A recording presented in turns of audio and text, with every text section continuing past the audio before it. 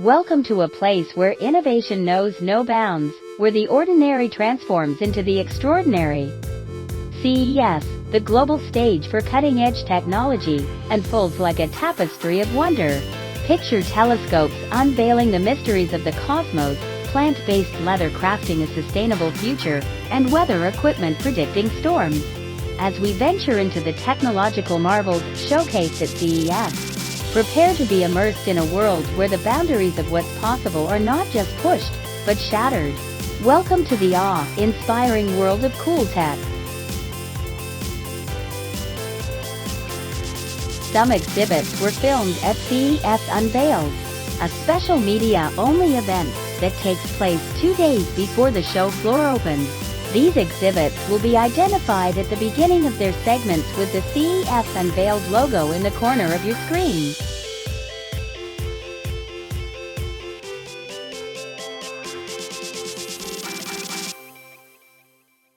Hi everyone, so this is the brand new SkyTech mask we've developed. So the goal of the mask is to be able to carry out phone calls in airplanes where you have 300 people sitting next to each other. So when you place the mask, you will be able to carry out your call with the microphone placed inside, and no one around you will be able to hear you. So the goal is to really have the voice you are emitting directly transmitted to the person you want to talk to via your phone, via Zoom, Microsoft Teams. So I can show you how it works.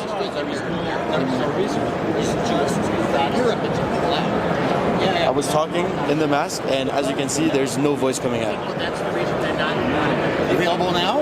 Yes, so it's going to be available starting tomorrow. We're launching our Kickstarter on the 8th, so stay tuned. We have all the information directly on the banner, and we also have the QR code if you're interested to see all the details, all the features, as we've developed an application as well to track all the information linked to your mask. Hello, so the product is called Estia. This is the first smartphone-based telescope in the world. So what it is, it uses the camera of your smartphone, so either iPhone or any Android phone. Then you put it on the product, and it uses the camera to capture beautiful photos of the sky, so deep sky objects like nebula, galaxies, for example, even planets. You also have a scenery mode for landscape photos.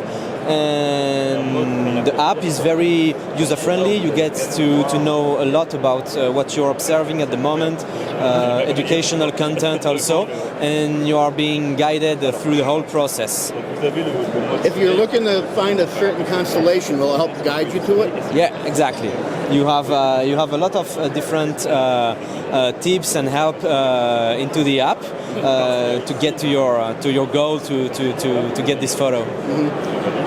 All right, so my telescope at home, I can actually see the rings on Saturn.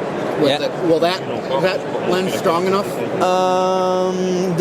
On Saturn, I'm not sure. I think you can see it, but the main purpose of this telescope is the use of ease first, then the price, but also you get to have a lot of different options. For example, the moon, also the sun, and deep space objects, which is difficult to have all this at the same time with one traditional telescope. So it has a built-in ND on it, so you can aim it right at the sun? Inside there are a lot of different lenses, a network of lenses, yes. That's cool. Okay, so it looks like I am at the Ambient Weather Network booth here at CES. What am I looking at today? What you're going to be looking at right here is going to be one of our newer products. It's our WS1965. This uses a bi-arm array. Up here is going to be your rain gauge. Down below here is going to be your temperature and humidity sensor. We also have your wind speed and wind direction indicators as well. This station connects to this display here. It is also capable of connecting to additional sensors, these 3 additional sensors here. These additional sensors will display directly on the console. This was designed for customers that want a more simple display but still have access to additional sensor data. And then if we move on down the line, we can look at our array of sensors. We have our WH31PF, which is our pool float sensor, our WH31SM, which is used for soil moisture, mostly gardening or flower beds. We have a leak detector, which is mostly used in utility rooms for customers that have a hot water heater issue or something of that sort. Probe sensors, I've had folks use them in water holding tanks as well as spas. Lightning detector, kind of self-explanatory. Yep. Then we have our particulate monitoring software sensors as well, being our AQIN, which is our air quality indoor sensor, which measures 3 different parameters. It's going to be PM10, PM25, and CO2. And then if we move here, this is going to be our mid-range station. This would be our WS2000. WS2000, your primary difference is going to be your display. Your display here is going to be, it's actually going to show every additional sensor that you have. It also has a wider compatibility with a wider array of sensors. So this station is compatible with our soil moisture sensors, our lightning detector, our leak alerts, and also our air quality sensor. And that's due to the console. Now, if we move around over here, this is our Kestrel Met 6000. This is our professional level station. This can be configured into a Wi-Fi or a cellular state. They are used mostly deployed in remote locations for industrial projects and/or farmers. And then we come around this corner to our semi-professional station. This is going to be our WS5000. What you're going to be looking here is that this is really going to be the same consoles you get with the WS2000, still contains all the features and the same compatibility. But here we have an independent rain gauge and independent anemometer. Now the rain gauge can be mounted at a location where the customer knows they receive better rainfall, and then they can also place the anemometer up on their roof where they know they're going to get the best wind speed and wind direction as well as good UV and light indication. Now all of our devices communicate back to our consoles using radio frequency, the 915 megahertz band. This station is compatible once again with that wide array of sensors that we have. And that's really our stations. But if you'd like to come one more time around, one thing that we had recently released would be our weather window. So all of these stations are able to connect to Wi-Fi as well as to upload data to the ambient weather network. Now, this is really for folks that may not necessarily have a weather station, but they want to actually look at the weather data from a local weather station.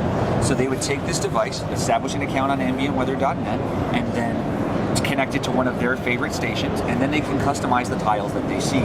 So that way they can see everything at a glance that they would like from their neighbor station or somebody down the road. That's great. You can't always put outdoor sensors on your property. Absolutely. That is something that is very much that we're more for folks that say they live in an apartment or something of that sort, not really necessarily feasible for them. Another one of our new sensors is our refrigerator and freezer sensor. This has additional that's insulation great. just to keep it so the batteries last longer. And it also has a little bit stronger of an antenna in it so it can get out of the fridge or freezer. This is our ambient weather hub. This is an option for, once again, a lot of businesses. Individuals do use them as well, but it replaces your display. So this simply plugs into Ethernet, or you can connect it to Wi-Fi. This will read all the sensors that it currently has, and it can display that data directly on ambient weather, which will allow you to view that data remotely from anywhere in the world, and not have to necessarily have a local display. Okay, and so that's pretty much what we have today. Any other questions I can answer for you? Where can our viewers find more information on your product? They can go to ambientweather.com. If they'd actually like to look at the data side of it, they can go to ambientweather.net. We also have an application called Ambient Weather Network. Excellent. Great. Thank you. No problem. Thank you. You want me to what? All right, go ahead. Okay. Good morning, everybody. I'd like to introduce a brand new product that we're introducing from Peel Lab. We are a startup from Osaka, Japan, working within the pineapple leather field. So all the products that you see in front of you here are made from our pineapple leather, which is a combination of pineapple as well as a water resin that holds it all together. So just like you make paper, we break down the leaves of the pineapple into the fiber that you see in front of you here, and from there combine it with the water, high-level compression that turns it into the leather feel that you have here.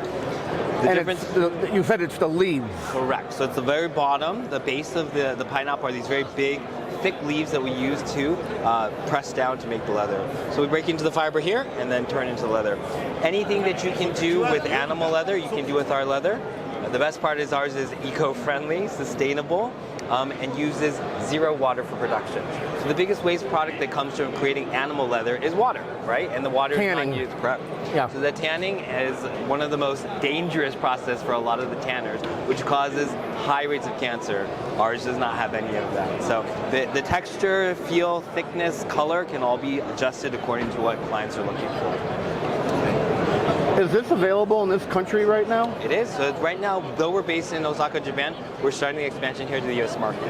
And if we want to learn more about it, where can our viewers go? Absolutely. So there's a QR code on the top over there, and also our website at peellab.com. From there, you can get all information about the process, our slide deck about how the process is made, as well as information about ordering and a few of our current clients right now to see how the products are being used. And that'd be Peel, P-E-E-L. Correct. That is correct. All right. Thanks for your time. My pleasure. So we can show. So who are you and what are we looking at today? Good morning, I'm Vincenzo Maresca, CEO of Visual Note. We are here to presenting our new product, but it's best to speak a little bit about the previous one. It's this LED strip that you can mount directly on your guitar fretboard, and once you have had this, your guitar became the 2.0 guitar and learning new method. Okay, why? Because it's super easy to find your first chord, or maybe also your second and third and fourth. Every finger matches the color, so first finger is red, the second is green, etc. And you can put that on any guitar. Any guitar. I can grab my Stratocaster and go to work. Yes. Absolutely, yes. All right. Scales is the same. Okay, never miss a note again. No headache to remember all these. But if you want to play along with a song, for instance, something like this, you can easily see into the flow what's happening.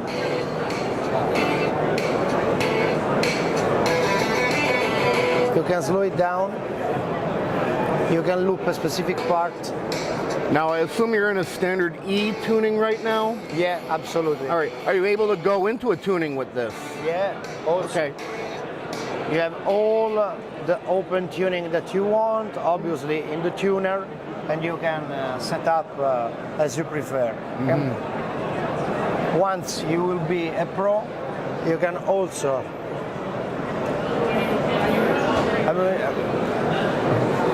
exciting lighting effects for your live performance. Yeah. Yeah. All right. So is this available in this country now? Yes, but we are searching for a distributor to cut out the shipping costs, because obviously shipping from Europe to US is affected by an heavy cost of shipping. So If our viewers want to learn more about this, where can they look? yes, they just can go to our website, that's visual-note.com, for all the infos. We are always available for more details, and super welcome to any question on our product. Great. Thanks for taking the time to talk to us today. Thank you very much.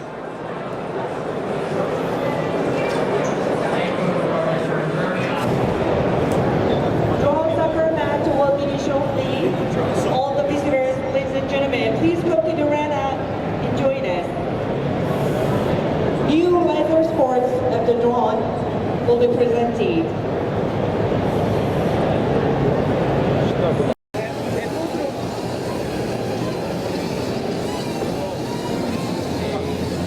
Even at CES, you have the fusion of technology and sport. Soccer playing drones.